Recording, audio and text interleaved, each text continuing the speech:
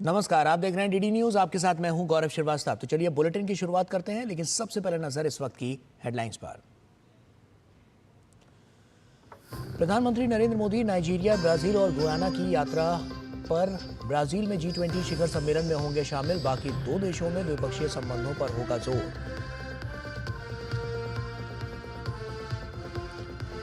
महाराष्ट्र और झारखंड में चुनाव प्रचार चरम पर। महाराष्ट्र में राजनाथ सिंह और राहुल गांधी सहित सभी दलों के नेताओं ने की जनसभा। झारखंड में अमित शाह ने हेमंत सोरेन से पूछे तीखे सवाल, तो मल्लिकार्जुन खड़गे ने खोला वादों का पिटारा। केंद्रीय सूचना एवं प्रसारण मंत्री अश्विनी वैष्णव ने फर्जी खबरों से निपटने और लोकतंत्र की रक्षा के लिए डिजिटल मीडिया में जवाबदेही पर दिया जोर। AI की नैतिक और आर्थिक चुनौतियों पर भी डाला प्रकाश। दिल्ली NCR में वायु प्रदूषण की समस्या लगातार गंभीर। हवा की गुणवत्ता बेहद खराब श्रेणी में। Commission for air quality management ने की समीक्षा बैठक। बीजेपी ने दिल्ली सरकार पर जमकर बोला हमला। महिला एशियाई चैंपियंस ट्रॉफी हॉकी प्रतियोगिता में भारत की जीत का सिलसिला जारी। ओलंपिक रजत पदक विजेता चीन को दी 3-0 से शिकस्त।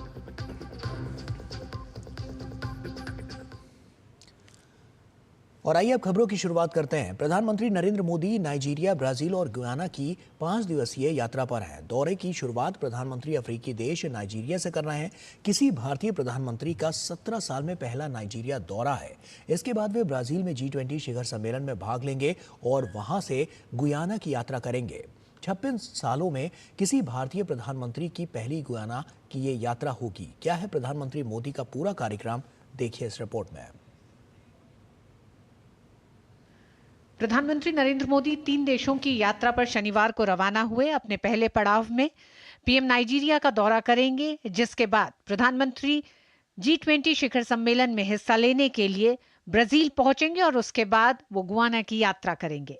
अपनी यात्रा से पहले पीएम मोदी ने अपने प्रस्थान वक्तव्य में कहा है कि ये नाइजीरिया की मेरी पहली यात्रा होगी। मेरी यात्रा लोकतंत्र और बहुलवाद में साझा विश्वास पर आधारित हमारी रणनीतिक साझेदारी को आगे बढ़ाने का अवसर होगी।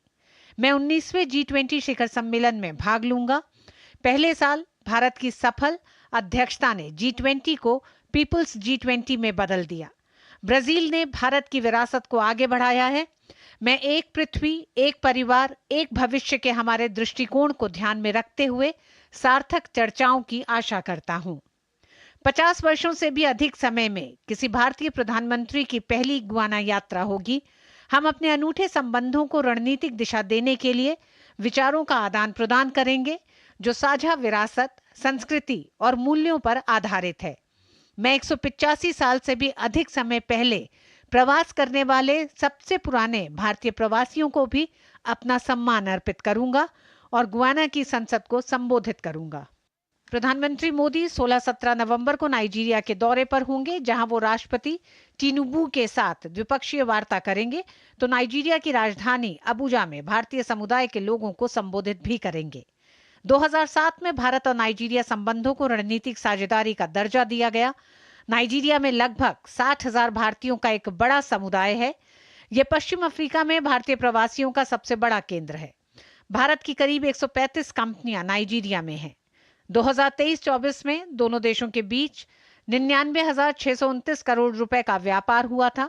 प्रधानमंत्री के दौरे के दौरान कुछ बड़े समझौतों की उम्मीद है। नाइजीरिया के बाद प्रधानमंत्री 18-19 नवंबर को ब्राजील जाएंगे, जहां राष्ट्रपति लूला डी सिल्वा की मेजबानी में आयोजित हो रहे G20 शिखर सम्मेलन में भाग लेंगे। इस दौरान पीएम मोदी वैश्विक मुद्दों पर भारत की स्थिति को पेश करेंगे और दिल्ली में हुए G20 सम्मेलन के परिणामों पर विस्तृत चर्चा करेंगे। 1968 के बाद पहली बार कोई भारतीय प्रधानमंत्री गुयाना दौरे पर होंगे। 2023 में गुयाना के राष्ट्रपति ने भारत का दौरा किया था और 17वें प्रवासी भारतीय दिवस में बतौर मुख्य अतिथि शामिल हुए थे। गुयाना के जॉर्ज टाउन में प्रधानमंत्री दूसरे कैरिकॉम भारत शिखर सम्मेलन में भाग लेंगे। वे क्षेत्र के साथ भारत के संबंधों को बढ़ाने के लिए कैरिकॉम के सदस्य देशों के नेताओं के साथ बैठक करेंगे। कैरिबियाई देश डोमिनिका ने घोषणा की है कि वो भारतीय प्रधानमंत्री नरेंद्र मोदी को अपना सर्वोच्च राष्ट्रीय पुरस्कार डोमिनिका अवार्ड ऑफ ऑनर से सम्मानित करेगा। गुयाना के जॉर्ज टाउन में होने वाले भारत कैरिकॉम शिखर सम्मेलन में पीएम मोदी को यह सम्मान दिया जाएगा। भारत ने 200 से अधिक भारतीय कंपनियों के माध्यम से नाइजीरिया में 27 बिलियन अमेरिकी डॉलर से अधिक का निवेश किया है, जो एक मजबूत आर्थिक और विकासात्मक साझेदारी को दर्शाता है। प्रधानमंत्री की यात्रा भारत के मिशन ग्लोबल साउथ को और मजबूत करेगा। Bureau report, DD news. यात्रा को लेकर राजधानी अबुजा में खासा उत्साह देखने को मिल रहा है। भारतीय समुदाय प्रधानमंत्री के स्वागत के लिए पूरी तरह से तैयार है। देखिए डीडी न्यूज संवाददाता विशाल बैरिस्टो की नाइजीरिया की राजधानी अबुजा से ये खास रिपोर्ट। प्रधानमंत्री नरेंद्र मोदी की नाइजीरिया यात्रा के लिए काउंटडाउन शुरू हो चुका है और मेरे साथ हैं कुछ भारतीय जो यहाँ पर सालों से रह रहे हैं और वो अपने साथ लाए हैं ये तिरंगा जो हमारी आन बान और शान है और काफ़ी एक्साइटेड है, ऐसे ये कह रहे हैं। आइए हम जानते हैं इनके एक्साइटमेंट के बारे में। हमारे प्रधानमंत्री जी ने हम इंडियंस भारतीयों को पूरे वर्ल्ड में, खाली नाइजीरिया में नहीं, पूरे वर्ल्ड में बहुत बहुत प्राउड किया है, बहुत प्राउड फील किया है। हम यहाँ पे बहुत सालों से हैं, 25 साल के ऊपर से यहाँ रह रहे हैं और हमारा यहाँ पे बहुत हम प्राउड है कि मोदी जी हमारे प्राइम मिनिस्टर है। एंड वेलकम मोदी जी, आपका बहुत बहुत स्वागत है नाइजीरिया में। एक्साइटमेंट की वजह सिर्फ यही है कि मोदी जी आ रहे हैं, इससे अच्छा कोई एक्साइटमेंट हो ही नहीं सकता। ये आजकल पिछले कुछ दिनों से यहाँ त्यौहार का एक मौसम बन चुका है और मोदी जी के आने से आज शाम को ये त्यौहार एक अलग ही रूप लेने वाला है। हम सब इसीलिए बहुत खुश हैं। मैं नाइजीरिया में पिछले 25 सालों से हूँ। सिलेंट्रो ग्रुप ऑफ रेस्टोरेंट के साथ काम करता हूँ मैं लेगोस में, और हम सब यहाँ पे अबुजा में मोदी जी का स्वागत करने के लिए हम लोग बहुत एक्साइटेड है। हर हर मोदी, हर घर मोदी, हर हर मोदी, हर घर मोदी, मोदी मोदी मोदी मोदी। आपने सुना, अभी से नारे लगने शुरू हो गए। एक्साइटेड है क्योंकि प्रधानमंत्री का जो दौरा है वो 17 साल बाद हो रहा है और प्रधानमंत्री को करीब से देखने का इनको मौका मिलने वाला है। कैमरामैन मोर मुकुट के साथ मैं Vishal Bairstow, DD news Abuja. भारतीय कंपनियां नाइजीरिया में संघीय सरकार के बाद दूसरी सबसे बड़ी नियोक्ता हैं। डीडी न्यूज के संवाददाता विशाल बैरिस्टो ने नाइजीरिया में रेस्टोरेंट की एक श्रृंखला चलाने वाले भारतीय होटल व्यवसायी के साथ साथ नाइजीरियाई होटल स्टाफ और भारतीय समुदाय के लोगों से विशेष बातचीत की। रेस्टोरेंट की ये श्रृंखला स्थानीय नाइजीरियाई लोगों को रोजगार दे रही है। देखिए अबुजा से नाइजीरियाई अर्थव्यवस्था में मदद करने वाले भारतीय रेस्टोरेंट की विशेष कहानी। भारत और नाइजीरिया के रिश्ते बहुत मजबूत हैं और एक जो कड़ी है जो दोनों देशों के रिश्तों को और भी मजबूत बनाती है वो है करी कनेक्शन। मैं एक हिंदुस्तानी रेस्तरां में हूँ और यहाँ की ख़ास बात यह है कि इस रेस्तरां में खाना तो अच्छा मिलता ही है, लेकिन इन्होंने जो स्टाफ हायर किया है वो यहाँ के लोकल नाइजीरियंस हैं। आइए हम उन लोगों से बात करते हैं और जानते हैं कि किस तरह से ये जर्नी स्टार्ट हुई और अब कहाँ तक वो पहुँचे हैं। मेरे साथ है राजेंद्रन जो सिलेंट्रो रेस्तरां के मालिक है। राजेंद्र, कैसे आपकी जर्नी स्टार्ट हुई? We started Cilantro 12 years back and we have slowly grown to a group of 23 restaurants in Nigeria. We run our restaurants across Nigeria from Lagos, Abuja, Kano, Ekiti and other cities. अच्छा, ये बताइए कि आपने कितने Nigerians को employ किया हुआ है? We have around 900 Nigerians employed in our group of restaurants at the moment. 900 Nigerians को इन्होंने रोजगार दिया हुआ है। आइए हम उन कुछ लोगों से बात करते हैं। Michael, what's so special about working with Cilantro? They are very great company in Nigeria. They are one of the best company in restaurants in Nigeria. हमारे साथ कुछ भारतीय भी बैठे हैं, आइए हम उनसे भी जानते हैं। ये बताइए कि हज़ारों मील दूर भारत से आप यहाँ पर क्यों आते हैं? क्या सिर्फ घर का खाना खींच के लाता है? काम धंधा ने हमें यहाँ लेकर आया है और जब परदेश में देश की याद आती है तो ऐसे रेस्टोरेंट में आ जाते हैं। हम यहाँ पे काम धंधे के लिए 25 साल से रह रहे हैं और जब से हम इधर आए हैं अबुजा में सिलेंट्रो का खाना खा रहे हैं। यहाँ का जो इंडियन फूड है वो बहुत बहुत डिलीशियस है। अपने देश की याद दिलाता है, अपने घर की याद दिलाता है। ऐसा खाना जो ना सिर्फ आपकी ज़बान को भाता है बल्कि आपके दिल को भी छू जाता है। कैमरामैन मुकुट शर्मा के साथ मैं Vishal Bairstow, DD news Abuja. Bharat और नाइजीरिया ने एक दूसरे के साथ ऐतिहासिक और आर्थिक सहयोग बढ़ाने की दिशा में महत्वपूर्ण पहल की है। दोनों देशों ने दीर्घकालिक साझेदारी और सहयोग को बढ़ावा देने के लिए सांस्कृतिक आदान प्रदान, सर्वेक्षण सहयोग और सीमा शुल्क में सहयोग पर 3 समझौता ज्ञापन पर हस्ताक्षर किए हैं। इस समझौता ज्ञापन पर भारत की ओर से विदेश विभाग में आर्थिक मामलों के सचिव दम्मू रवि व नाइजीरिया सरकार में विदेश मंत्रालय के स्थायी सचिव व राजदूत अहमद डुमोमा उमर द्वारा हस्ताक्षर किए गए हैं। देश के मीडिया संस्थान हिंदुस्तान टाइम्स के शताब्दी वर्ष समारोह में प्रधानमंत्री ने शिरकत की। उन्होंने एक स्मारक डाक टिकट जारी किया। प्रधानमंत्री संस्थान की इस लंबी यात्रा में शामिल सभी भागीदारों को शुभकामनाएं भी दी। प्रधानमंत्री ने कहा कि आज भारत अगर दुनिया में अपनी पहचान बनाए हुए है तो उसमें सिर्फ सामान्य नागरिकों का सामर्थ्य है, जिसने कई संकटों को पीछे छोड़ा है।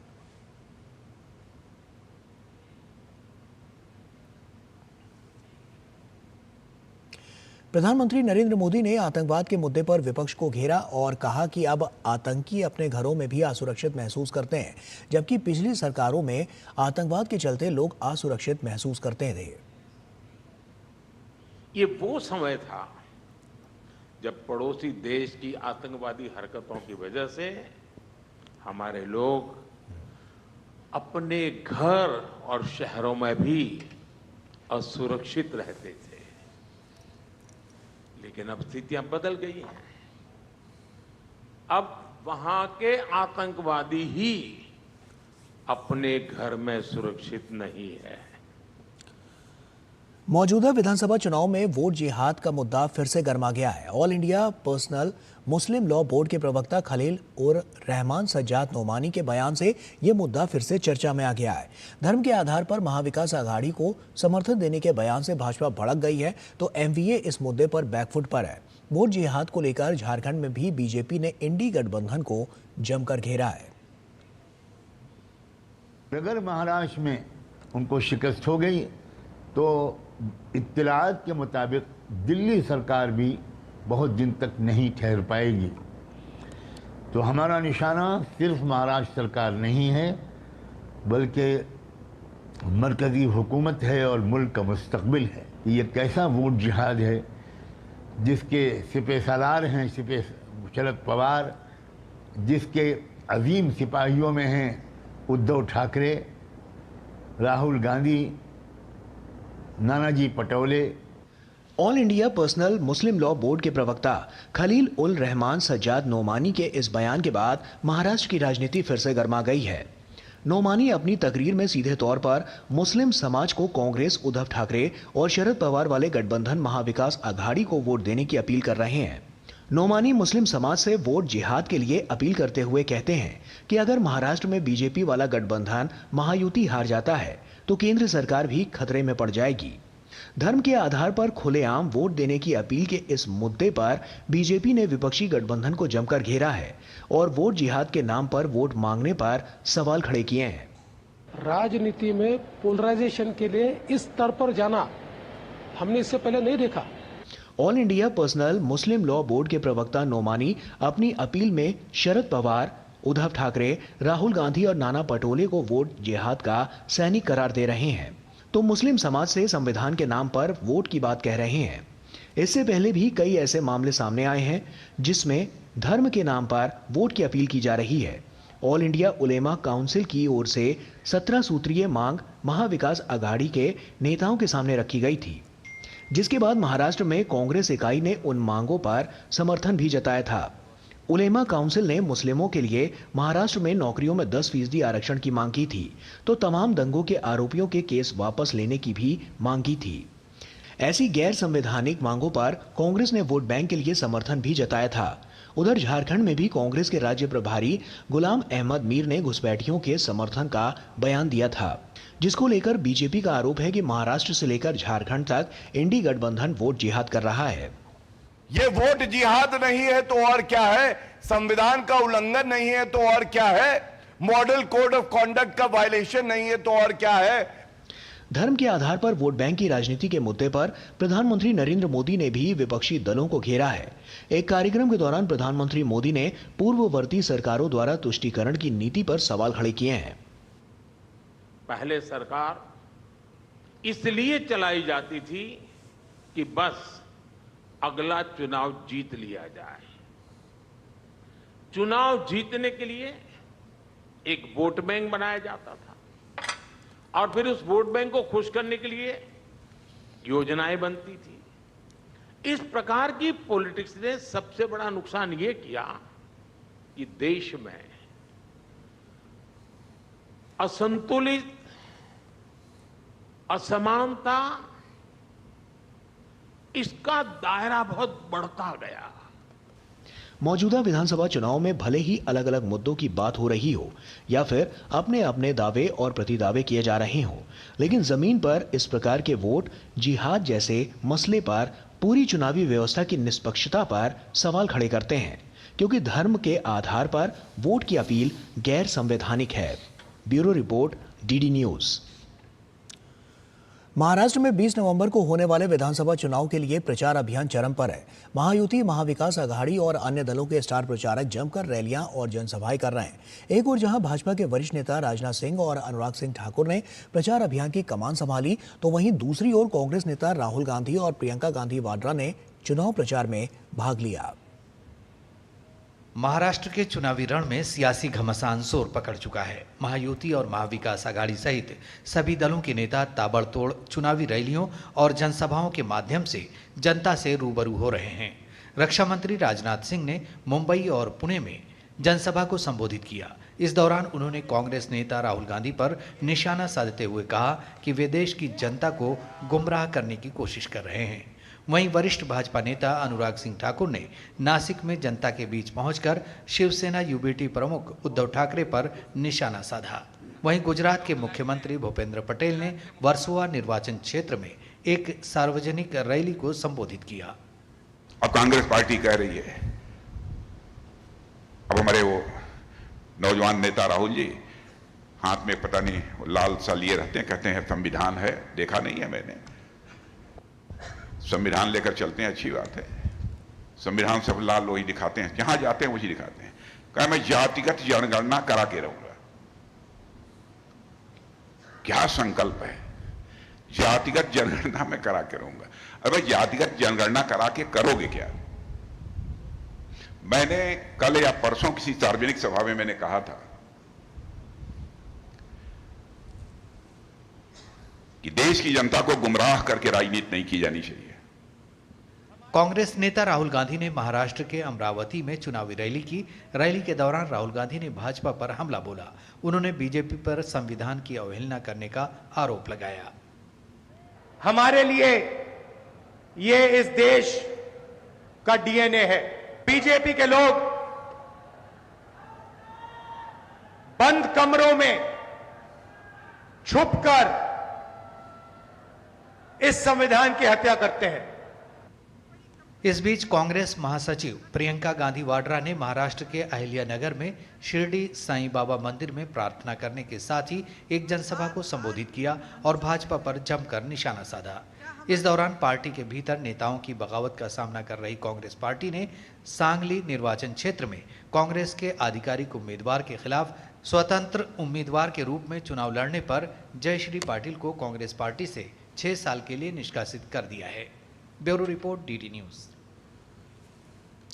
महाराष्ट्र और झारखंड में विधानसभा चुनाव को लेकर राजनीतिक पार्टियां आरोप प्रत्यारोप के बीच अपने अपने दावे और वादे कर रही हैं।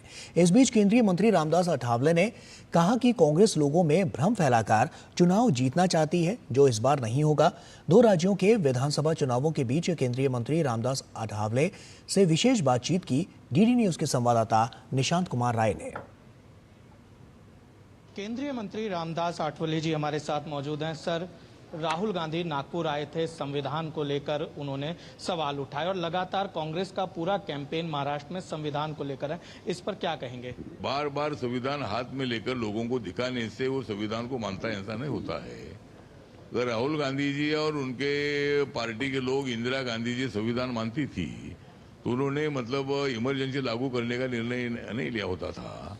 आज जो कम्युनिस्ट पार्टी के लोग हैं, सोशलिस्ट लोग हैं, जनसंघ के लोग पहले थे, ऐसे सभी लोगों को मतलब अपोजिशन को जेल में डालने का काम इंदिरा गांधी जी ने किया था। मोदी जी ने 26 नवंबर ये संविधान दिन पूरे देश भर में मनाने का ऐलान किया है। नरेंद्र मोदी जी ने संविधान को माथा टेककर शपथ ली है। नरेंद्र मोदी जी ने संविधान को मजबूत करने का ऐलान किया है और बाबा साहब के सभी मेमोरियल काम उन्होंने पूरे किए हैं। कांग्रेस के कार्यकाल में नहीं हुए थे। वंचित समाज, अनुसूचित जनजाति, अनुसूचित समाज को कांग्रेस हमेशा संविधान को लेकर ही टारगेट करती आ रही है लोकसभा चुनाव के बाद से। वजह क्या मान रहे हैं आप? कांग्रेस पार्टी को आदत लगी है कि उनको इजी सत्ता मिलती थी, लेकिन अभी नरेंद्र मोदी जी आने के बाद 15 साल तक उनको सत्ता मिली नहीं। इसीलिए कांग्रेस पार्टी बौखला गई है। कांग्रेस पार्टी अस्वस्थ है। कांग्रेस पार्टी मोदी जी को बदनाम कर रही है। एक ओबीसी का नेता देश का प्रधानमंत्री बना है और नेहरू जी का रिकॉर्ड ब्रेक करने वाले 3 बार प्रधानमंत्री कंटिन्यूस बनने वाले नरेंद्र मोदी जी है। कांग्रेस पार्टी दलितों को, पिछड़े वर्गों को, आदिवासियों को मतलब गुमराह करने का काम हमेशा करती रही है। महाराष्ट्र में महायुति की सरकार आ रही है। यही सवाल मेरा है, कितनी सीट्स आप महायुति को महाराष्ट्र में दे रहे हैं? महाराष्ट्र में कम से कम 165 से लेकर 170 तक सीटें महाराष्ट्र में आ सकती है। मुख्यमंत्री लाडली बहन, तो उसका भी फायदा हमको बहुत अच्छी तरह होगा। महाराष्ट्र का डेवलपमेंट बढ़ा हुआ है। 10 लाख करोड़ से ज्यादा पैसा भारत सरकार से मुंबई महाराष्ट्र में आया है। महाराष्ट्र की जनता हमारे साथ रहेगी और महाराष्ट्र में महायुति की सरकार आएगी। सर, हमसे बातचीत करने के लिए। तो महाराष्ट्र में महायुति की सरकार आएगी। सीटों की संख्या 160 से 165 तक होगी। कैमरा पर्सन सुनील के साथ निशांत राय, डीडी न्यूज, नागपुर। और कोथरूड विधानसभा में किष्किंधा नगर नाम की सेवा बस्ती है, जहां शहर के कामगार लोग रहते हैं। बीते सालों में यहां की महिलाओं को शौचालय, नल से जल और लाडली बहन योजना से 1500 रुपए मिल रहे हैं। कैसे बदला यहां की महिलाओं का जीवन, ये बता रहे हैं हमारे संवाददाता धीरज कुमार। इस वक्त हम कोथरूड विधानसभा क्षेत्र के किष्किंधा नगर बस्ती में मौजूद हैं और हमारे साथ यहाँ पे ढेरों महिलाएं हैं। ये वही महिलाएं हैं जो इस शहर को सजाती हैं, संवारती हैं। तो हम जानने की कोशिश करते हैं इन महिलाओं से कि बीते सालों में इनके ज़िंदगी में कितना बदलाव आया है, कैसे कोरोना से लेकर इनकी ज़िंदगी बदली है, कैसे इनको सुख सुविधाएं मिली है या नहीं मिली है, हम जानने की कोशिश करेंगे। तो बताइए कि आपको क्या क्या मिला है, क्या क्या बदलाव हुआ है जीवन में? मेरे को गैस का सब्सिडी है ना, वो मिला है और उसका पॉलिसी है वो भी चालू है मेरा। बाकी सब मिलता है आरोग्य का। पहले क्या परेशानी थी, क्या दिक्कत थी, अब क्या बदलाव हुआ? पहले तो मैं मोदी जी का आभार व्यक्त करूंगी जिन्होंने हमें 1500 रुपये और 3000 रुपये की मदद की। लाडली बहन योजना की जो योजना उन्होंने की है, मराठी में बोलूँ क्या, जो योजना की है ना, उससे मैं उनका आभार व्यक्त करती हूँ। और पहले ये योजना नहीं थी, अभी ये योजना आई है। इसके दौरान सभी छात्रों का पढ़ाई पूरी हो जाती है, जाने आने का खर्च उठाया जाता है। पहले अगर आपके घर तक पानी नहीं था तो क्या परेशानी थी, कहाँ से पानी लाते थे? दूर से लाता था मैं आम पानी, और रात को 1:30 बजे दो होने दो, 3 बजे होने दो, वो टाइम से जाने का और पानी लेके आने का। वो दिन भर भी उसमें रहता है वो पानी में या हल में, और रात में भी। जब स्टोव जलाते थे तो क्या परेशानी होती थी, या जो लकड़ी से बनाती तो क्या परेशानी? बहुत परेशानी थी। चूल्हा पर बनाने का काला हो जाते थे हम, हाथ जल जाता था, कुछ भी ऐसा। गैस आ गया तो बहुत अच्छा हो गया ना। स्टोव पर खाना कभी रकेल मिलता था, कभी नहीं मिलता था। अभी गैस आ गया तो कुछ नहीं ना तकलीफ हमको। किष्किंधा नगर की जो महिलाएं और जिन्होंने साफ तौर पर बताया कि बीते सालों में किस तरीके से, चाहे लाडली बहन योजना स्कीम हो, नल के जरिए पानी की सुविधा हो, या कह सकते हैं कि राशन की सुविधा हो, इन सुविधाओं के जरिए इन महिलाओं का जीवन बदला है। ये महिलाएं भी आत्मनिर्भर बनने की कोशिश में जुटी हुई है। कैमरामैन सुमित धीमान के साथ धीरज कुमार, डीडी न्यूज़, कोथरूड। और झारखंड में विधानसभा के दूसरे चरण का चुनाव प्रचार अभियान जोर शोर से जारी है। तमाम दलों के बड़े नेताओं ने जमकर प्रचार किया। झारखंड की राजनीति में फिर से घुसपैठ का मुद्दा गर्मा गया है। बीजेपी ने इस मुद्दे पर कांग्रेस और जेएमएम को घेरा है, तो कांग्रेस भाजपा पर ही आरोप लगा रही है। क्या रहा प्रचार में आज खास, देखिए इस रिपोर्ट में। झारखंड में एक चरण का मतदान हो चुका है और दूसरे चरण के मतदान के लिए जमकर चुनाव प्रचार हो रहा है। भाजपा और कांग्रेस के दिग्गज नेता लगातार प्रदेश का दौरा कर रहे हैं। झारखंड में इस समय घुसपैठियों का मुद्दा छाया हुआ है।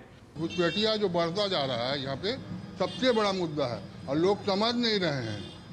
समझे कि कितना बड़ा प्रॉब्लम आने वाला है झारखंड के लिए नहीं, पूरा देश के लिए। आपने सुना, ये दर्द है झारखंड के आखिरी छोर पर बसे और बंगाल की सीमा से सटे पाकुड़ विधानसभा क्षेत्र के निवासियों का। झारखंड की डेमोग्राफी में बदलाव आता जा रहा है। आंकड़ों पर नजर डालें तो केंद्र के अनुसार 1951 की जनगणना में संथाल परगना की कुल जनसंख्या 23,22,092 थी, जिसमें हिंदू 90.37%, मुस्लिम 9.43% और ईसाई 0.18% थे। वहीं 2011 की जनगणना में संथाल परगना की कुल जनसंख्या 69,69,097 हो गई, जिसमें हिंदू 67.95% रह गए, मुस्लिमों की संख्या 22.73% हो गई और ईसाइयों की संख्या 4.21% हो गई। झारखंड के संथाल परगना में आदिवासी आबादी में 16% की कमी आई है। संथाल परगना में ट्राइबल आबादी 44% से घटकर 28% हो गई है। संथाल परगना के 6 अलग अलग जिलों में मुस्लिम आबादी 20 से 40% तक बढ़ी है। सबसे अधिक आबादी पाकुड़ और साहिबगंज में बढ़ी है। वहीं केंद्र ने यह भी कहा है कि इन इलाकों में ईसाइयों की संख्या 6000 गुना तक बढ़ी है। संथाल परगना के 5 जिलों साहिबगंज, गोड्डा, पाकुड़, दुमका और जामताड़ा में बांग्लादेशी घुसपैठ के कारण डेमोग्राफी बदलाव की बात कही जा रही है। संथाल परगना में घुसना इसलिए आसान है क्योंकि वहां से बांग्लादेश केवल 15 किलोमीटर दूर है। संथाल परगना की सीमा पश्चिम बंगाल से लगती है और वहां से बांग्लादेश बॉर्डर ज्यादा दूर नहीं है। दुमका में चुनाव प्रचार के दौरान केंद्रीय गृह मंत्री अमित शाह ने हेमंत सोरेन सरकार पर जमकर निशाना साधते हुए कहा कि घुसपैठियों में इन्हें अपना वोट बैंक दिखता है। रोटी, बेटी और माटी की रक्षा इस हेमंत सोरेन नहीं कर सकते। उनको ये घुसपैठियों में अपना वोट बैंक दिखाई पड़ता है। हाई कोर्ट ने ऑर्डर किया है कि घुसपैठियों को चिन्हित करो, मतदाता सूची से इनके नाम काटो और वापस बांग्लादेश भेजो। ये हेमंत बाबू इसका विरोध करते हैं। आपने तो हाई कोर्ट के फैसले का विरोध किया और सुप्रीम कोर्ट में अर्जी लगाई है। वहीं झारखंड के चुनावी समर में उतरे कांग्रेस के राष्ट्रीय अध्यक्ष मल्लिकार्जुन खड़गे ने सिमडेगा में एक जनसभा को संबोधित करते हुए घुसपैठ के मुद्दे को खारिज करते हुए जनता से वादों की झड़ी लगा रहे हैं। आप गठबंधन सरकार को फिर से हुकूमत में लाओ। हर एक को 5 किलो राशन के जगह 7 किलो राशन दिया जाएगा। हर गरीब परिवार को 450 रुपए में गैस सिलेंडर मिलेगा।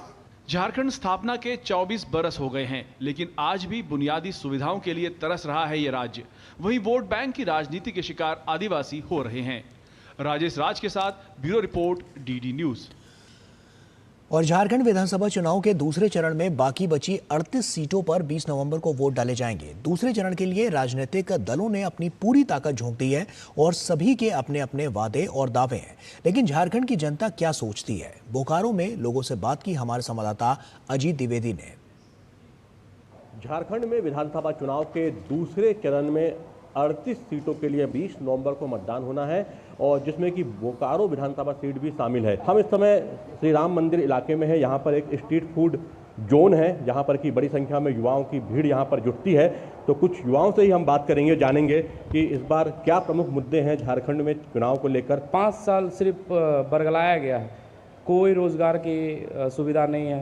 हेमंत सरकार ने हमें बरगलाने का काम किया है, हमेशा लाठी खाने के लिए युवाओं को आगे छोड़ दिया है। विधानसभा चुनाव में प्रमुख मुद्दा बोल के आए थे हेमंत सोरेन जी कि हम सरकार में आएंगे तो हर साल 5 लाख नौकरी देंगे। कहाँ गया नौकरी पता नहीं है। उनके कार्यकाल में उन्होंने नौकरी सिर्फ अपने लोगों को देने का काम किया। 3 बार एग्जाम को कैंसिल किया गया। CGL को 35-35 लाख में बेचने का काम हेमंत सरकार द्वारा किया गया है। और जहाँ तक बात है विकास का, तो हमारे विधायक जो क्षेत्रीय विधायक हैं, आज 70 साल में जितना इस बोकारो में विकास नहीं हुआ है, उतना विकास हमारे क्षेत्र विधायक जी के द्वारा हुआ है। बांग्लादेशी घुसपैठ बड़ा मुद्दा है इस बार। उसको किस तरह देखते हैं? क्या ये मुद्दा लोगों को समझ में आ रहा है? इस मुद्दे को किस तरह देखते हैं? एकदम समझ में आ रहा है, लोग समझ चुकी है। जो जेएमएम सरकार है ये हम लोग को बगला रही है और सबको ला के बांग्लादेश से गुजारा अपना वोट बैंक बढ़ाने के लिए, लेकिन हम लोग हिंदू जगे हुए हैं। अगर हम ऐसे घुसपैठिए लोग को जो जेएमएम सरकार है समर्थन दे रही है, तो आज हमारा ये राज्य और ये देश पाकिस्तान और बांग्लादेश बनने में ज़्यादा समय नहीं लगेगा। वो लोग आके हमारी संपत्ति को, हमारी बहन बेटियों का इज्जत से खेल रहे हैं और हमें इस चीज़ को रोकना पड़ेगा। बोकारो विधानसभा क्षेत्र में जो यहाँ के लोग हैं उनका कहना है कि यहाँ पर भ्रष्टाचार, बेरोजगारी, पलायन के साथ साथ यहाँ पर जो बांग्लादेशी घुसपैठ है वो बड़ा मुद्दा है और उससे कहीं ना कहीं यहाँ के जल, जंगल, जमीन, रोटी, बेटी और माटी जो है, जो कि बीजेपी लगातार दावा करती रही है, वो प्रभावित हो रहा है। कैमरामैन राहुल चोपड़ा के साथ अजीत द्विवेदी, डीडी न्यूज, बोकारो, झारखंड। महाराष्ट्र और झारखंड में जारी चुनाव प्रचार के बीच आ रही शिकायतों को लेकर चुनाव आयोग ने कांग्रेस और भारतीय जनता पार्टी के अध्यक्षों को पत्र लिखा है। कांग्रेस अध्यक्ष मल्लिकार्जुन खड़गे और भाजपा अध्यक्ष जेपी नड्डा को लिखे पत्रों में चुनाव आयोग ने उन्हें अपनी पिछली एडवाइजरी याद दिलाते हुए स्टार प्रचारकों और नेताओं पर नियंत्रण रखने के लिए कहा है। आयोग ने दोनों नेताओं को पत्र लिखकर एक दूसरे की तरफ से शिकायतों पर टिप्पणी करने के लिए कहा है। चुनाव आयोग ने दोनों पार्टी अध्यक्षों से 18 नवंबर दोपहर 1 बजे तक औपचारिक जवाब मांगा है। साथ ही उन्हें लोकसभा चुनावों के दौरान 22 मई 2024 को दिए गए चुनाव आयोग के पूर्व परामर्श की याद भी दिलाई है, जिसमें स्टार प्रचारकों और नेताओं पर नियंत्रण रखने के लिए कहा गया था ताकि सार्वजनिक शिष्टाचार का उल्लंघन न हो और चुनाव प्रचार के दौरान आदर्श आचार संहिता का पालन किया जा सके। कर्नाटक में मुख्यमंत्री कार्यालय के नवीनीकरण को लेकर विवाद गहराता नजर आ रहा है। मुख्यमंत्री कार्यालय के नवीनीकरण पर खर्च की गई धनराशि को लेकर अब विरोध के स्वर उठने लगे हैं। राज्य में आर्थिक संकट के बावजूद इस तरह से धन की बर्बादी को लेकर जनता में आक्रोश है और इस फैसले की आलोचना हो रही है।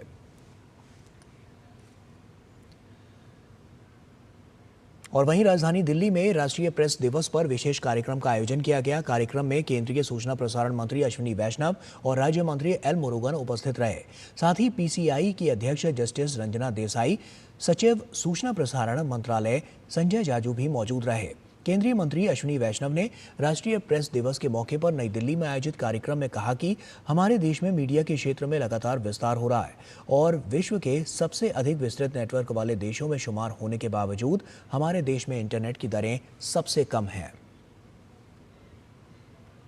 Our country, the mother of democracy, houses as many as 35,000 registered daily newspapers. There are thousands of news channels and a rapidly expanding digital ecosystem which is reaching the crores of citizens via mobile and internet. The investments made in digital infrastructure have propelled India among the top countries with 4G and 5G networks. Along with the spread of network, we also have the lowest data prices in the world. So friends, along with the vibrancy, along with the diversity of our press, the availability and affordability of digital media has created new opportunities for media in our country. और वहीं उन्होंने media जगत को लेकर कुछ वैश्विक चुनौतियों के बारे में बात करते हुए कहा कि 2047 तक भारत को विकसित करने की लक्ष्य की प्राप्ति के लिए समाज द्वारा इन चुनौतियों पर खुले मंच पर बातचीत करने और राजनीति से ऊपर उठकर एक साथ काम करने की आवश्यकता है। We as a country have to be sensitive to it. We as pioneers in technologies in many different fields have to find solutions which can give us solutions to these major problems faced by our society. And we need to create consensus around this. We need to have open debate around these challenges. We need to have a lot more discussion about these challenges. And we have to rise above politics because these are the challenges which are affecting the very fabric of our society. These are the challenges which are going to be more and more dominant, more and more prominent in the coming days. So friends, as we collectively march towards Viksit Bharat by 2047, let us all work towards creating a harmonious society. Let us work towards creating a prosperous country. Let us work towards always keeping the nation first, always first, पश्चिम बंगाल के cabinet मंत्री सिद्दीकुल्लाह चौधरी ने दावा किया है कि उत्तर प्रदेश के बाद सबसे ज्यादा वक्फ संपत्ति पश्चिम बंगाल में है।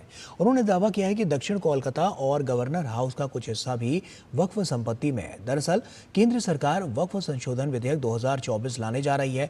8 अगस्त को लोकसभा में केंद्रीय अल्पसंख्यक कार्य मंत्री किरण रिजिजू ने वक्फ संशोधन विधेयक पेश किया था। हालांकि बाद में केंद्र सरकार ने इस विधेयक को संयुक्त संसदीय समिति यानी कि जेपीसी को भेज दिया। इसके बाद से ही वक्फ और उसकी संपत्ति को लेकर लगातार चर्चा जारी है। इस बीच कई विवादास्पद बयान भी इसमें जुड़ गए हैं। मीडिया रिपोर्ट्स के मुताबिक वक्फ विधेयक पर बनी संयुक्त संसदीय समिति अपनी रिपोर्ट संसद के शीतकालीन सत्र में पेश कर सकती है। ईसाई मिशनरियों पर बिहार के बक्सर में बड़े पैमाने पर हिंदुओं का धर्म परिवर्तन करवाने का आरोप लगा है। बताया जा रहा है कि ईसाई समुदाय के लोग ग्रामीण इलाकों में धर्म प्रचार के लिए अभियान चला रहे हैं। इस सिलसिले में गंगा नदी में लोगों को नहलाकर धर्म परिवर्तन कराने का एक वीडियो भी सामने आया है। वायरल वीडियो में पादरी द्वारा गंगा स्नान के बाद लोगों के सिर पर हाथ से क्रॉस बनाया जा रहा है। धर्म परिवर्तन का वीडियो सामने आने के बाद हिंदू संगठनों ने थाने में शिकायत दर्ज कराई है। शिकायत के बाद 3 पादरियों को यहां पर गिरफ्तार किया गया है और इस मामले पर भाजपा नेता गिरिराज सिंह ने आपत्ति जताई है। जिस ढंग से धर्म परिवर्तन का मुहिम चल रहा है, पहले आदिवासियों के साथ छेड़छाड़ किया गया, अब गरीबों को प्रलोभन दे करके जिस ढंग से उनको धर्म परिवर्तन कराया जा रहा है, अब लगता है कि इसके लिए कड़ा कानून लाने की आवश्यकता है और सिमरी वाले केस में इस पादरी को खोजा जाए, कौन पादरी है और इसको दंडित भी किया जाए। और उधर छत्तीसगढ़ के कांकेर में सुरक्षा बलों ने मुठभेड़ में 5 नक्सलियों को मार गिराया है। मुठभेड़ में 2 जवान भी घायल हुए हैं। सुरक्षा बलों ने नक्सलियों के शव बरामद कर लिए हैं। नक्सलियों के पास से भारी मात्रा में हथियार बरामद किए गए हैं। मुठभेड़ पर छत्तीसगढ़ के उप मुख्यमंत्री अरुण साव ने कहा है कि जब से भाजपा सरकार आई है तब से नक्सलियों पर कड़ी कार्रवाई कर रही है।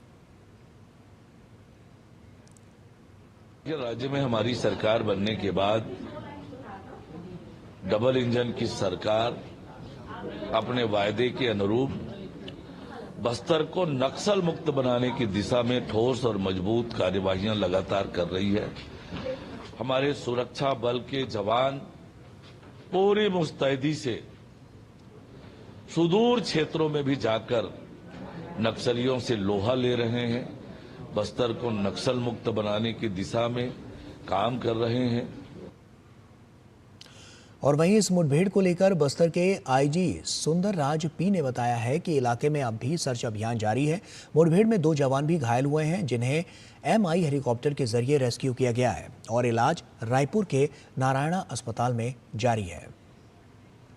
जिला नारायणपुरम कांकेर की सीमावर्ती अबुजमाट क्षेत्र में सुरक्षा बल एवं माओवादी के बीच में मुठभेड़ हुई। मुठभेड़ के पश्चात इलाका में सर्चिंग के दौरान अब तक 2 महिला माओवादी सहित कुल 5 वर्दीधारी माओवादियों का डेड बॉडी रिकवर किए गए थे। इस मुठभेड़ के दौरान हमारा 2 जवान घायल हुआ, दोनों का भी बेहतर इलाज के लिए इवैक्यूएशन की गई तो हॉस्पिटल में भर्ती हो गई। दोनों की स्थिति अभी सामान्य खतरे से बाहर है। अभी भी आसपास इलाके में सर्चिंग जारी है। केंद्रीय गृह मंत्रालय ने सुरक्षा बलों को मणिपुर में व्यवस्था और शांति बहाल करने के लिए आवश्यक कदम उठाने के निर्देश दिए हैं। गृह मंत्रालय ने बताया है कि पिछले कुछ दिनों से मणिपुर में सुरक्षा परिदृश्य नाजुक बना हुआ है। संघर्ष में दोनों समुदायों के सशस्त्र उपद्रवी हिंसा में लिप्त रहे हैं, जिससे दुर्भाग्य से लोगों की जान चली गई और सार्वजनिक व्यवस्था में बाधा उत्पन्न हुई। सभी सुरक्षा बलों को व्यवस्था और शांति बहाल करने के लिए आवश्यक कदम उठाने का निर्देश दिया गया है।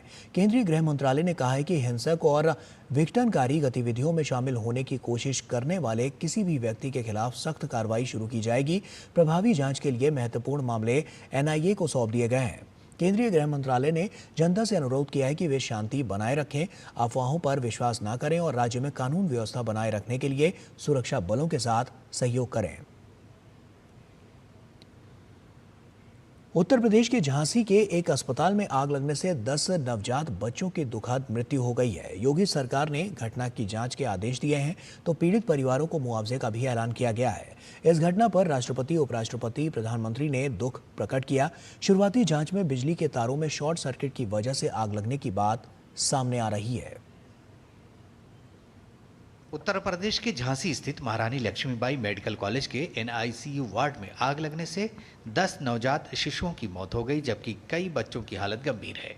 39 बच्चों को सुरक्षित निकाल लिया गया। हादसे पर राष्ट्रपति द्रौपदी मुर्मू, उपराष्ट्रपति जगदीप धनखड़, प्रधानमंत्री नरेंद्र मोदी, रक्षा मंत्री राजनाथ सिंह सहित अन्य नेताओं ने दुख प्रकट किए। मुख्यमंत्री योगी आदित्यनाथ ने घटना की जांच करने और जांच रिपोर्ट 12 घंटे के भीतर देने के आदेश दिए। बच्चों को उपचार की व्यवस्था दी जा सके, इसकी व्यवस्था में देर रात्रि से ही हम लोग लगे थे और रात्रि में ही स्वास्थ्य मंत्री और प्रदेश के डिप्टी CM श्री ब्रजेश पाठक जी भी वहां पहुंच गए थे और 10 बच्चों की दुखद मौत हुई है। शेष बच्चे सुरक्षित हैं। वहां पे स्वास्थ्य विभाग की पूरी टीम, मेडिकल कॉलेज की पूरी टीम, प्रशासन और पुलिस प्रशासन की पूरी टीम सभी को सुरक्षित निकालने में सफल रही। लेकिन मेरी संवेदना उन सभी परिजनों के प्रति है जिन्होंने अपने मासूम बच्चों को खोया है। इस बीच CM योगी आदित्यनाथ के निर्देश पर उप मुख्यमंत्री ब्रजेश पाठक ने घटनास्थल पहुंचकर स्थिति का जायजा लिया और दोषियों के खिलाफ कड़ी कार्रवाई की बात कही। दुखद है, दुर्भाग्यपूर्ण है। घटना की उच्च स्तरीय जांच के आदेश दिए गए हैं। साथ मजिस्ट्रेटी जांच होगी। 24 घंटे के अंदर स्थानीय प्रशासन से प्राथमिक जांच रिपोर्ट देने के लिए कहा गया है। केंद्र और राज्य की ओर से सहायता राशि का ऐलान किया गया है।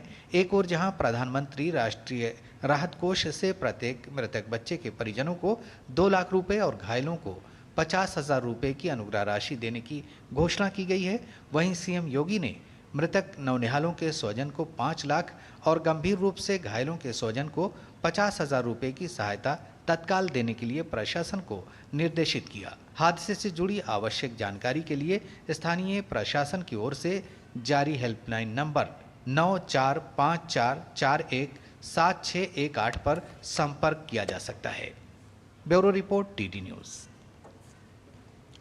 और दिल्ली NCR में वायु प्रदूषण की समस्या लगातार गंभीर होती जा रही है।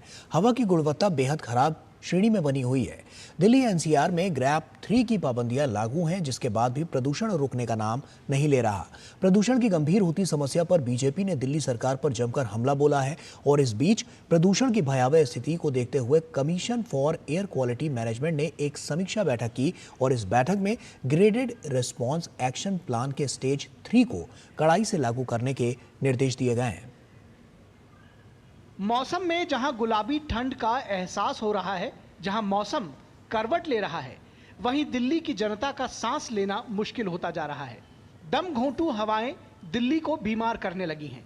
बढ़ते प्रदूषण के चलते ग्रैप 3 लागू किया गया है, लेकिन राजधानी फॉग और स्मॉग की चपेट में है।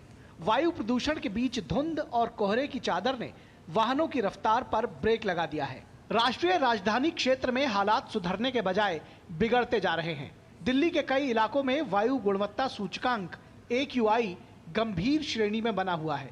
शनिवार दोपहर 12 बजे दिल्ली के शादीपुर का AQI 451 दर्ज किया गया, जबकि नरेला और वजीरपुर जैसे क्षेत्रों में भी प्रदूषण का स्तर गंभीर प्लस श्रेणी के करीब पहुंच गया।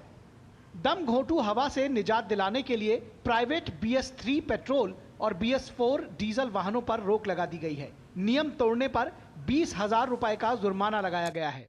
निर्माण कार्य पर पूरी तरह रोक, अंतरराज्यीय डीजल बसों की एंट्री बैन और मेट्रो के 60 अतिरिक्त फेरे शुरू किए गए हैं ताकि लोग सार्वजनिक परिवहन का इस्तेमाल करें। दिल्ली के उपराज्यपाल VK सक्सेना ने फरवरी 2025 तक सरकारी कार्यालयों के समय को बदलने की मंजूरी दी है। प्रदूषण के नाम पर हर साल प्लान बनाए जाते हैं, प्रदूषण नियंत्रण की कवायद की जाती है, लेकिन हर साल नवंबर आते आते जनता हलकान होने लगती है। दिल्ली भाजपा अध्यक्ष वीरेंद्र सचदेवा ने दिल्ली सरकार की व्यवस्था पर सवाल खड़े कर दिए। मुझे लगता है कि ये एक अच्छा प्रयास है अपनी दिल्ली, अपनी राजधानी को सुरक्षित करने का। और आम आदमी पार्टी की तकलीफ मैं समझता हूँ। उन्हें सुरक्षा का कोई भी या दिल्ली को बचाने का कोई भी उपाय होता है तो उन्हें वो राजनीतिक चश्मे से देखते हैं। एक वर्ग विशेष को खुश करने की जो उनकी नीति है उसके लिए उनकी मजबूरी है, वो इस तरह से बोलते हैं। लेकिन माननीय उपराज्यपाल जी के इस कदम का मैं तो समर्थन करता हूँ, दिल्ली वाले भी इस कदम का स्वागत करेंगे। दिल्ली में एयर पोल्यूशन एक गंभीर समस्या है और दिल्ली अगर ग्रैब 3 की जद में आई है तो अरविंद केजरीवाल के सरकार के नकारेपन और उनके निकम्मेपन का परिणाम है कि आज दिल्ली इन व्यवस्थाओं को देख रही है। न तो दिल्ली को जहरीली हवा से निजात मिल रही है और न ही यमुना नदी को जहरीले झाग से। तापस भट्टाचार्य के साथ ब्यूरो रिपोर्ट, डीडी न्यूज। और मौसम की पहली बर्फबारी से जम्मू कश्मीर के कई हिस्से बर्फ की चादर से ढक चुके हैं।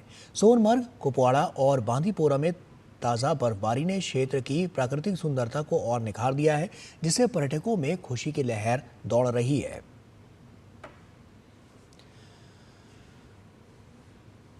राजधानी दिल्ली के प्रगति मैदान स्थित भारत मंडपम कॉम्प्लेक्स में केंद्रीय कपड़ा मंत्री गिरिराज सिंह ने अंतर्राष्ट्रीय व्यापार मेले में वस्त्र मंत्रालय के पंडाल का उद्घाटन किया और इस मौके पर उन्होंने मेले में लगे विभिन्न उत्पादों के स्टॉलों और प्रदर्शनी का जायजा भी लिया। और इस दौरान उन्होंने कहा कि भारत में हैंडीक्राफ्ट्स और टेक्सटाइल का क्षेत्र तेजी से आगे बढ़ रहा है।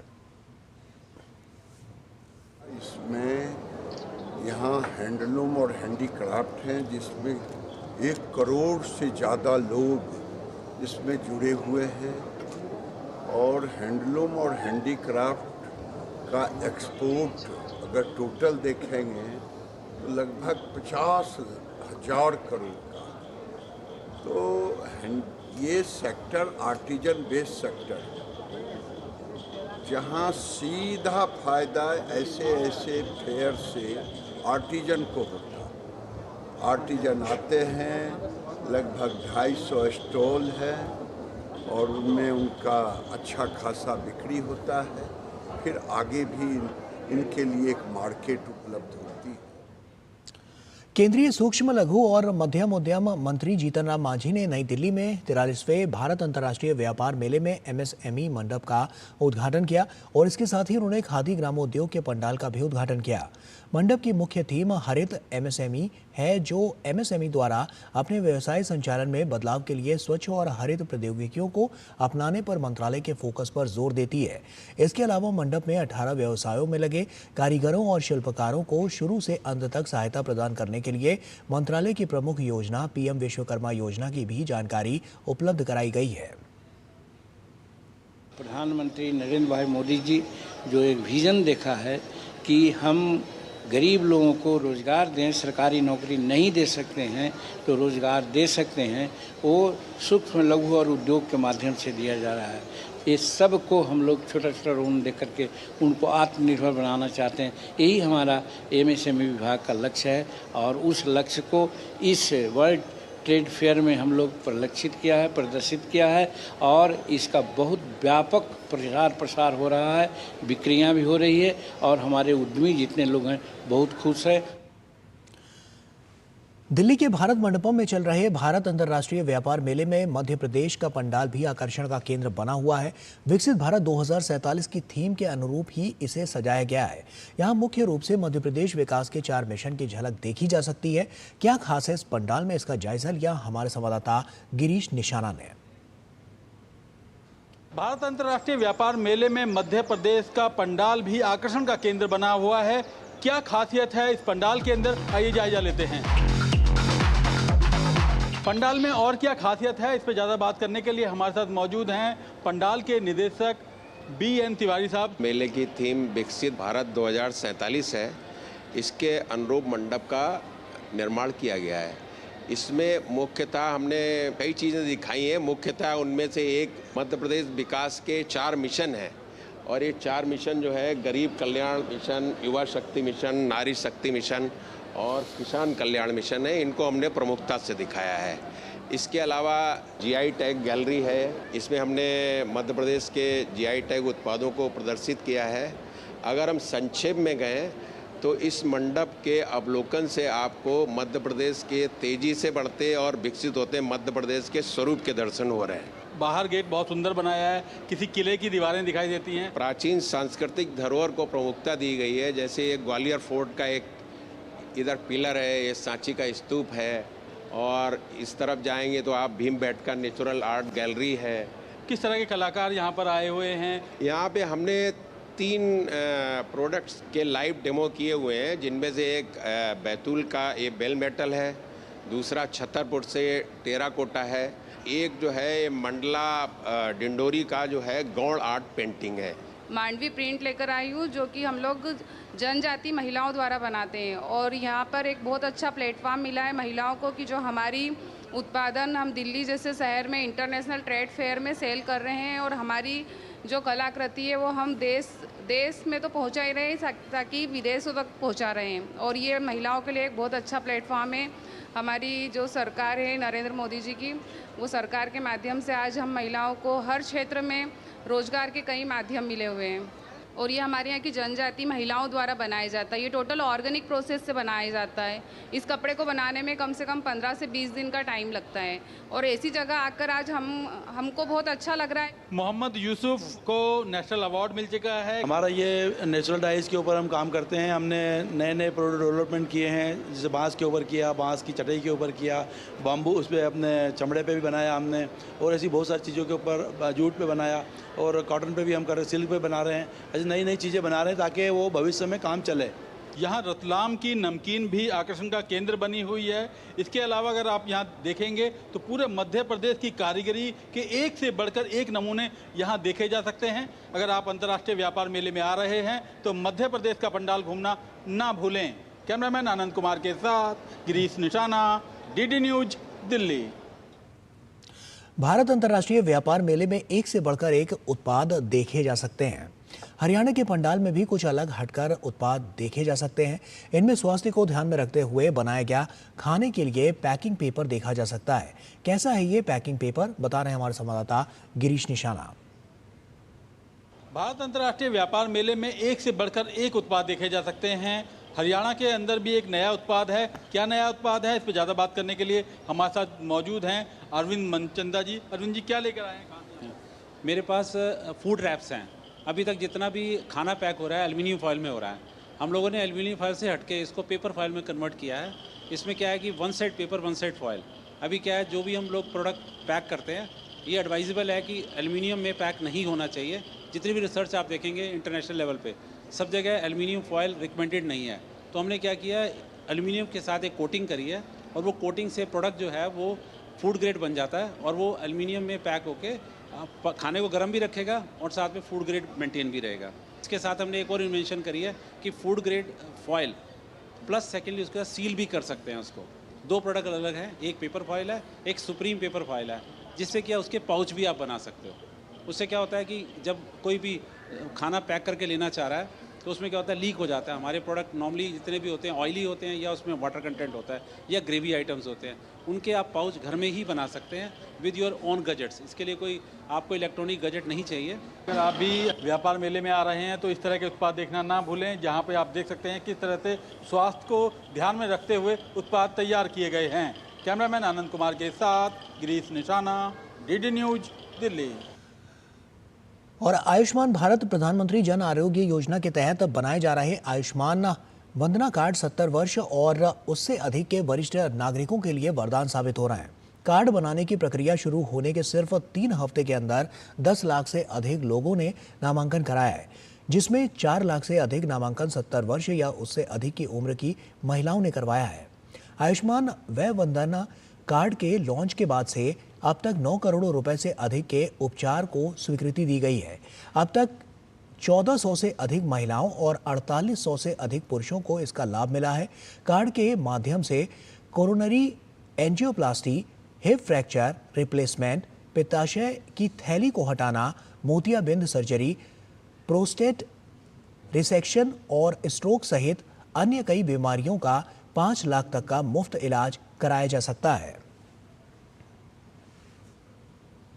महिला एशियाई चैंपियंस ट्रॉफी हॉकी प्रतियोगिता में भारत ने चीन को 3-0 से हरा दिया और इस जीत के साथ प्रतियोगिता में भारत का विजय अभियान जारी है। ये भारत की प्रतियोगिता में लगातार चौथी जीत है।